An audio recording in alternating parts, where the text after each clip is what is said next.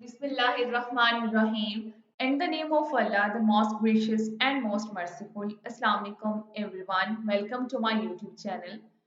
Please अगर अभी तक आपने इस चैनल को सब्सक्राइब नहीं किया तो सब्सक्राइब कर दीजिए। साथ ही बेल के आइकन को प्रेस करना मत भूलिएगा ताकि जब भी नई वीडियो अपलोड करूं आपको उसका नोटिफिकेशन मिलता रहे। जी, आज हमने डिस्कस क्या करना है, basically present indefinite tense, present continuous tense, present perfect tense, present perfect continuous tense and worksheet। आज हमने प्रेजेंट टेंस को कंप्लीट डिस्कस करना है कि प्रेजेंट टेंस क्या है और उसकी फोर काइंड्स क्या हैं, उनकी आइडेंटिफिकेशन क्या है और उनकी एग्जांपल्स क्या है। पहले सब कुछ ये अलग अलग एक एक वीडियो में आपके साथ शेयर किया गया है, लेकिन आप समराइज करके आपकी अंडरस्टैंडिंग डेवलप करने के बाद वर्कशीट्स दी गई हैं ताकि आप अपनी प्रैक्टिस के लिए उन वर्कशीट्स को ज़रूर देखें और आप वर्कशीट्स को खुद सॉल्व करें। So past indefinite tense, present indefinite tense होता क्या है, वो एक्शन, वो टेंस जो कि हमें प्रेजेंट की बात बताता है। ठीक है, इंडेफिनिट की पहचान क्या होती है कि इसके आखिर में ता है, ती है, ते है वगैरह आता है। ठीक है, पॉजिटिव सेंटेंसेस जब हम इसके बनाते हैं तो इसकी फॉर्मेशन क्या होती है, सब्जेक्ट प्लस प्लस वर्ब की फर्स्ट फॉर्म एस और यस प्लस ऑब्जेक्ट, इसका कोई हेल्पिंग वर्ब नहीं होता। ठीक है, फर्स्ट फॉर्म के साथ आप एस या एस लगाते हैं। अगर ही शी इट और सिंगुलर नाउन हो देन यूज होगा एस और यस, और आई दे वी और प्लूरल नाउन के साथ एस और यस नहीं लगता। जब हम नेगेटिव में जाते हैं तो हमारे पास आ जाता है सब्जेक्ट, उसके बाद वर्ब सब्जेक्ट, ठीक है, helping verb do does plus verb की फर्स्ट फॉर्म प्लस ऑब्जेक्ट। अब डज कहाँ यूज होता है, ही शी इट और सिंगुलर नाउन के साथ डज यूज होता है, और आई वी दे यू के साथ डू यूज होता है। Got it. So interrogative tenses में जब हम चले जाते हैं तो डू डज हमारे हेल्पिंग वर्ब स्टार्ट में आ जाते हैं, प्लस उसके बाद हमारे सब्जेक्ट प्लस वर्ब की first form plus object. Present indefinite tense की पहचान ता है, ती है, ते है, और इसका इंडेफिनिट के केस में, प्रेजेंट इंडेफिनिट अफर्मेटिव के केस में इसका कोई हेल्पिंग वर्ब नहीं होता, वर्ब की फर्स्ट फॉर्म के साथ एस और एस यूज करते हैं। और नेगेटिव और इंटरोगेटिव में डू और does. Got it. So present continuous की बात करते हैं, इसकी पहचान क्या होती है कि इसके आखिर में क्या हो रहा है, क्या आता है, वो खाना खा रही है, ठीक है, वो स्कूल जा रही है। ठीक है, और पॉजिटिव में इसका जो स्ट्रक्चर है वो हमारे पास होता है subject plus helping verb is am are plus verb की first form plus ING plus object. उसके बाद नेगेटिव में subject plus helping verb is am are plus not plus verb की फर्स्ट फॉर्म प्लस ऑब्जेक्ट। और interrogative में आ जाता है हेल्पिंग वर्ब सबसे पहले प्लस सब्जेक्ट प्लस वर्ब की first form plus object and plus question mark, क्योंकि इंटरोगेटिव है। प्रेजेंट परफेक्ट टेंस याद होगा आपको कि प्रेजेंट परफेक्ट टेंस में थर्ड फॉर्म यूज होती है, वो अपना काम मुकम्मल कर चुका है। ठीक है, वो खाना खा चुका है, वो स्कूल जा चुका है। ठीक है, जहां पे चुका है, चुकी है वगैरह आएगा वो हमारा पास्ट परफेक्ट टेंस है। तो पास्ट परफेक्ट टेंस में हम हमेशा थर्ड फॉर्म यूज करते हैं। परफेक्ट टेंस चाहे प्रेजेंट का हो, चाहे पास्ट का हो या फ्यूचर का, उसमें third form of the verb use होती है। और कॉन्टिन्यूअस के अंदर first form plus ING.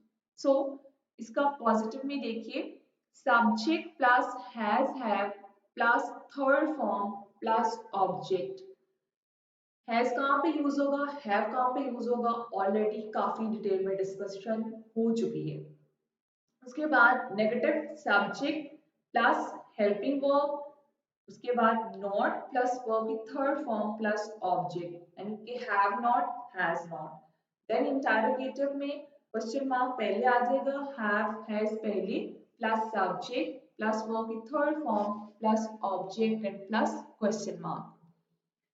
Last है जी प्रेजेंट परफेक्ट कॉन्टिन्यूस टेंस, जो कि कॉम्बिनेशन होता है दो टेंसेस का। कॉन्टिन्यूस की पहचान होती है और उसके अंदर जब टाइम शामिल हो जाता है तो वो हमारे पास टेंस बन जाते हैं परफेक्ट कॉन्टिन्यूस। ठीक है, अगर मैं कहूँ मैं खाना खा रही हूँ, ठीक है, तो ये सिंपल प्रेजेंट टेंस हो गया ना, प्रेजेंट कॉन्टिन्यूस होगा, मैं खाना खा रही हूँ।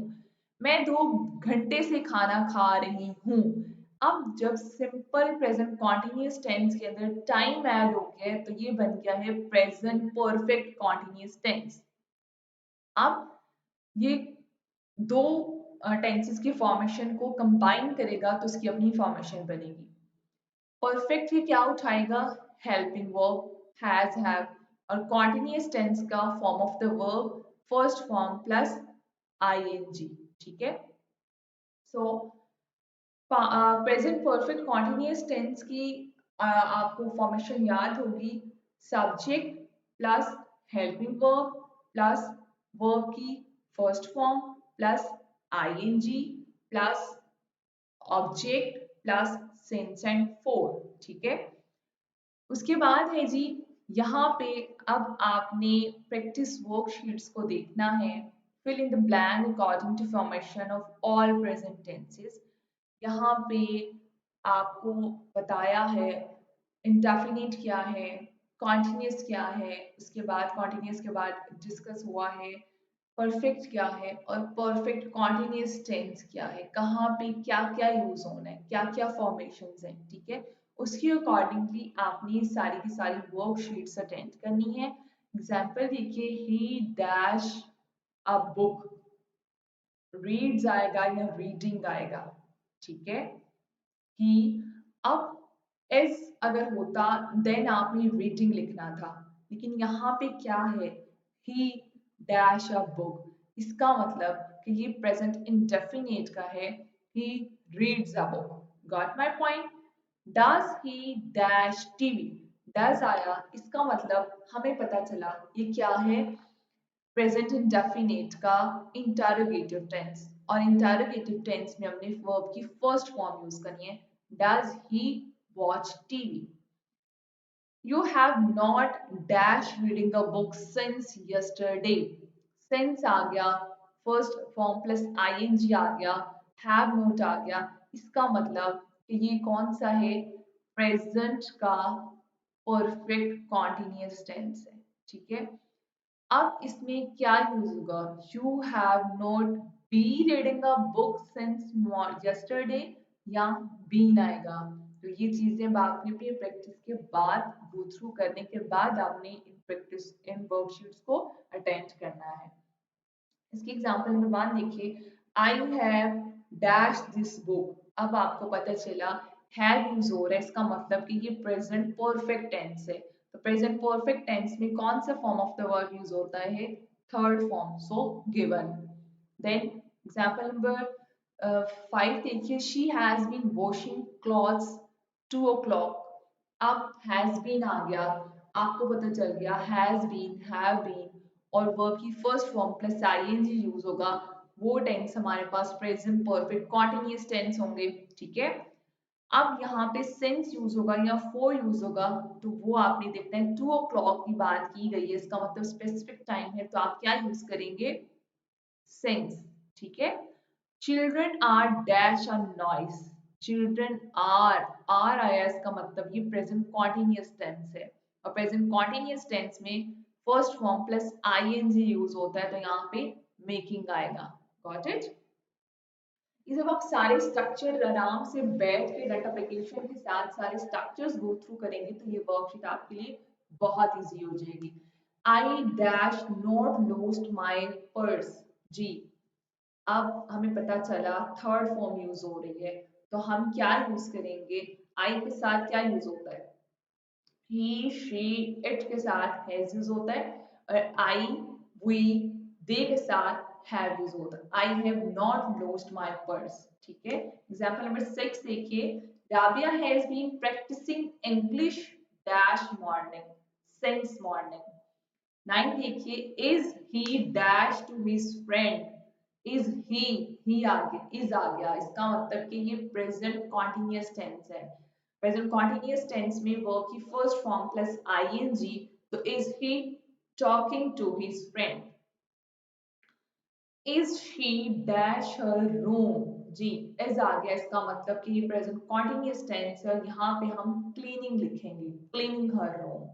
एग्जाम्पल नंबर 5 देखिए, they dash walking in the lawn, first form plus ING, इसका मतलब ये प्रेजेंट कॉन्टिन्यूअस टेंस है। दे आर, ठीक है। एग्जाम्पल नंबर 9 देखिए, we have been dash at the sphere for 2 hours। अब हैव बीन या हैज बीन आया, आपको पता चला कि ये प्रेजेंट परफेक्ट कॉन्टिन्यूअस टेंस है। टाइम उसने बता दिया 2 hours। अब वर्ब की कौन सी फॉर्म यूज होगी, first form plus ING, so we have been shopping at the sphere for 2 hours।